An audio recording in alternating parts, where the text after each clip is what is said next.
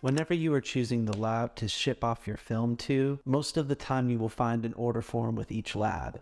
I recommend using CineLab. They have the best prices by far, and I'm going to just walk you through the process of showing you how to fill this out. So with name and email, you know what that one does. In this film developing section, you're going to want to put the number of cartridges you're shipping and the film type.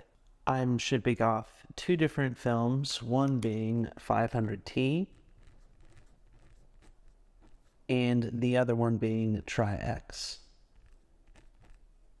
And that's 2 cartridges. Now with the film scan selection, you'll see that it's Super 8 right here, Max 8 and Standard 8. So this is a Super 8 course. Select Super 8. Their lowest option is 1080p right here, which is good enough for social media. So check 1080p right there. For color correction, I would suggest choosing Best Light.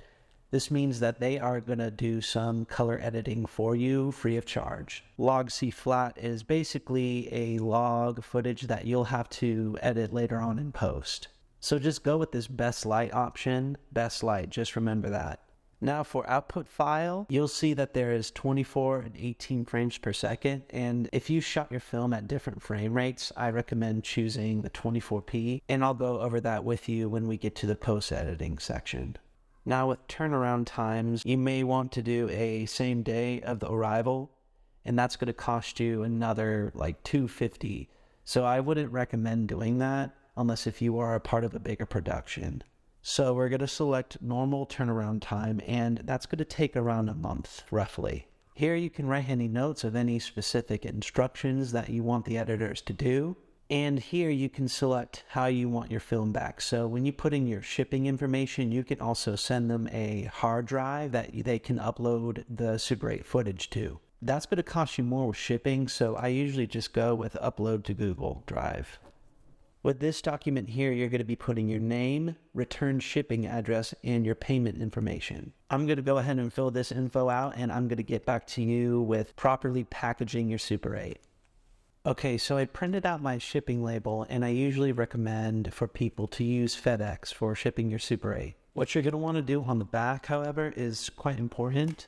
Not a lot of people do this. Although it may be ground shipping, you can't be too careful. So what I would write is film, no X-ray. Okay? Draw a big X. So it looks like this. Film, no X-ray. And now you're ready to load your film into this package. I usually like to put some duct tape over my Super 8 slots to prevent any light leakage from happening. I unfortunately have green tape for this, but you can usually use black tape for this operation. Right over like that. And this just will prevent light leakage. So that's for the 500T. Lay it over like that. Kind of prevent that light leakage from happening.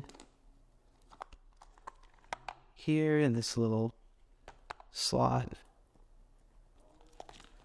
Okay, so you got your Super 8s ready and your form ready, and now it's time to put it in the package.